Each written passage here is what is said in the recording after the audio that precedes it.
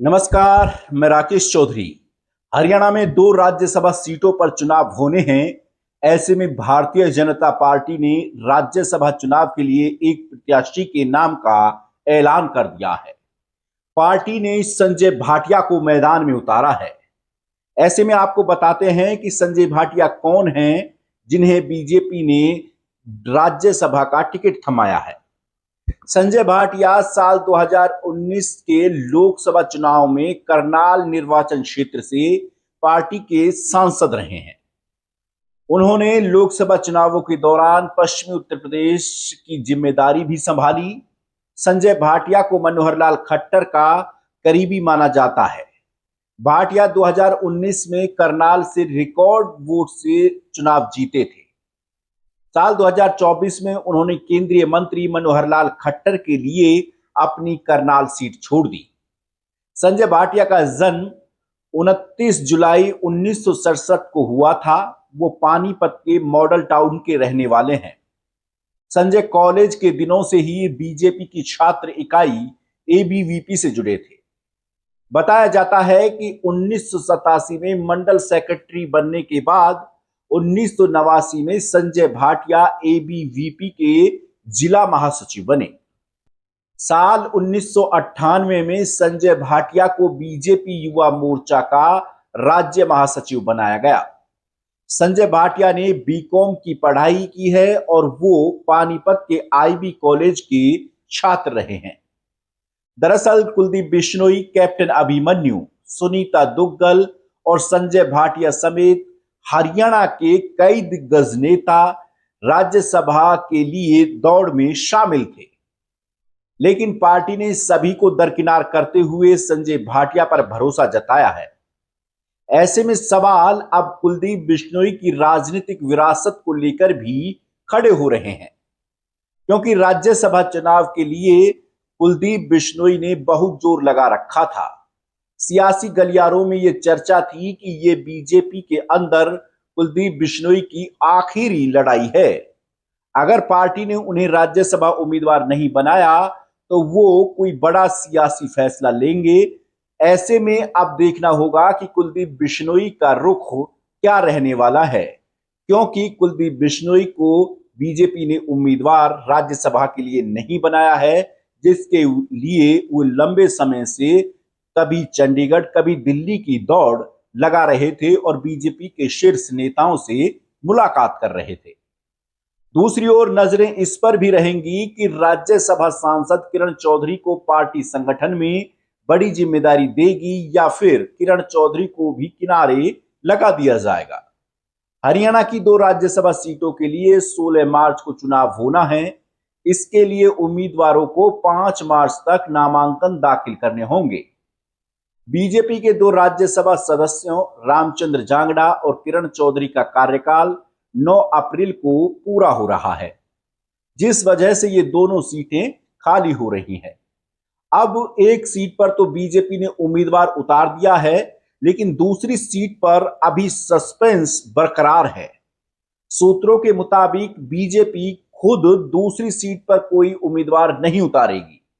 हालांकि बीजेपी की रणनीति है कि राज्यसभा चुनाव में किसी ऐसे उम्मीदवार को उतारा जाए जिसके जरिए सियासी खेला हो सके। ऐसे में संभावना है कि गोपाल कांडा राज्यसभा चुनाव में कूद सकते हैं। जिस तरह से पिछले राज्यसभा के 2 चुनावों में बीजेपी ने निर्दलीय सुभाष चंद्रा, कार्तिकेय शर्मा की पीठ पर हाथ रखा था, उसी तरह से इस बार हरियाणा लोकहित पार्टी के अध्यक्ष और पूर्व गृह राज्य मंत्री गोपाल कांडा की पीठ पर बीजेपी ने हाथ रख दिया है और बताया जा रहा है कि गोपाल कांडा बीजेपी हाईकमान के संपर्क में है। आंकड़ों के हिसाब से देखा जाए तो हरियाणा में एक राज्यसभा सीट जीतने के लिए 31 विधायकों का समर्थन चाहिए। राज्य की विधानसभा में 90 सदस्य हैं, जिनमें से बीजेपी के 48 विधायक हैं तो कांग्रेस के पास 37 विधायक हैं। इसके अलावा 2 विधायक इनेलो और 3 विधायक निर्दलीय हैं। इस लिहाज से कांग्रेस और बीजेपी एक एक सीट आसानी से जीतती दिख रही हैं। लेकिन पहले भी ऐसे हो चुका है जब कांग्रेस के पास संख्या बल होने के बावजूद उसके प्रत्याशी को हार का सामना करना पड़ा था। कांडा के चुनाव लड़ने पर बीजेपी के साथ साथ इनेलो निर्दलियों का साथ तो कांडा को मिल सकता है, लेकिन कांग्रेस के साथ विधायकों का समर्थन चाहिए, जो नामुमकिन नजर आ रहा है। हरियाणा के राज्यसभा चुनाव में क्रॉस वोटिंग के दो किस्से ऐसे हैं जिसने कांग्रेस के पास नंबर गेम होते हुए भी जीत के उम्मीदों पर पानी फेर दिया था। दोनों ही बार कांग्रेस विधायकों के भीतर घात का नतीजा था। साल 2016 में हरियाणा की 2 राज्यसभा सीटों पर चुनाव हुए, जिसमें 3 प्रत्याशी किस्मत आजमा रहे थे। बीजेपी की तरफ से चौधरी बीरेंद्र सिंह मैदान में थे, तो कांग्रेस इनेलो ने सुप्रीम कोर्ट के वकील आर.के. आनंद को मैदान में उतारा था।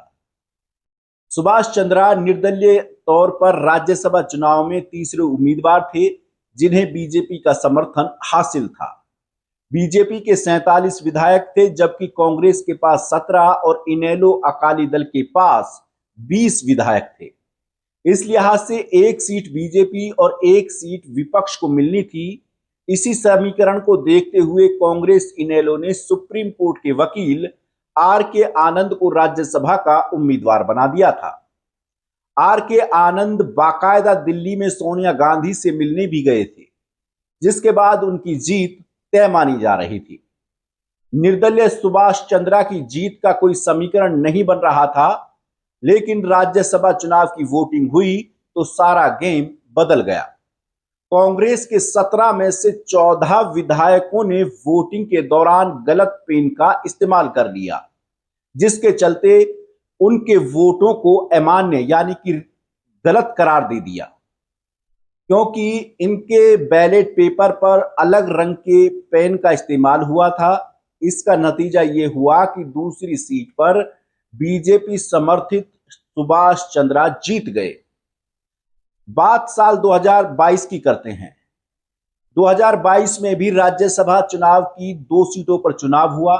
विधायकों की संख्या के हिसाब से बीजेपी और कांग्रेस को एक एक सीट मिलनी थी, लेकिन खेला हो गया। बीजेपी ने कृष्णलाल परमार तो कांग्रेस हाईकमान ने अपने विश्वास पात्र अजय माकन को प्रत्याशी बनाया। पूर्व केंद्रीय मंत्री विनोद शर्मा ने अपने बेटे कार्तिकेय शर्मा को निर्दलीय कैंडिडेट के रूप में मैदान में उतार दिया, जिनको बीजेपी ने अपना समर्थन दे दिया।